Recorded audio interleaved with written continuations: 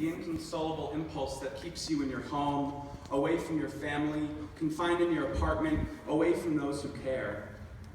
I want to stand up for you against the drivers that operate your psychosis, the voices in your head that told you to spread your daughter's psychiatric medication across the trash bins.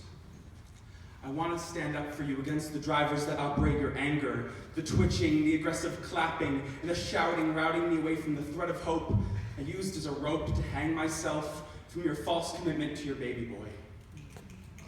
I want to stand up for you, Dad, but I can't protect you from yourself, from your lying and crying you made me do, from your almost rehearsed generic word bank phrases that you pick out from a hat.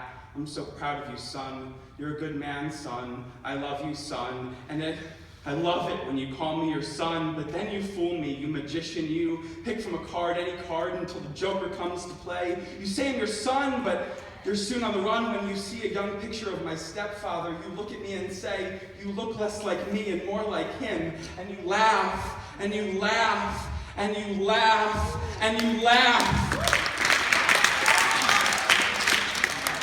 You're my father, and when I stood on your shoulders 15 years ago, I was tall enough to only reach your kneecaps.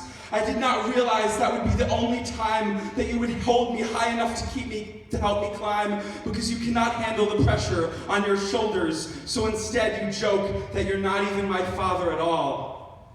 You cannot fully acknowledge that I'm bringing home a Richard, not a Rachel. You cannot fully acknowledge that You cannot fully recognize that I want to fulfill my dreams, not yours. I am sorry you cannot fulfill your dreams. I am sorry I could not fulfill your dreams. I do not know what an honest poem looks like written to you. I fear that the words I craft on paper will become as valuable as my birthday card to you. When it sat on the floor of your car, wrinkled and pathetic, I do not know what an honest poem written to you looks like. I fear that the words I craft in my notebook will become as useful to you as my efforts to help your mental illness, wasted and unappreciated. And the poems I've written to you have been pathetic, wasted and unappreciated. My poems for you in the past have been sentimental, like the pipe dream I have of a relationship between us that will never be. I never know how to write an honest poem to you, so today I write this poem. I do not know if it will hold true to you, but I know I am being honest, and that my heart is beating as I write it, and as I read it aloud, which means that there is a part of my heart, one that beats 100,000 times a day, that still beats for you, Father. But I ask myself every day, why do I feel that loving you is like approaching a burning flower? Too dangerous to hold in my hands, but for some reason, I just can't let it go.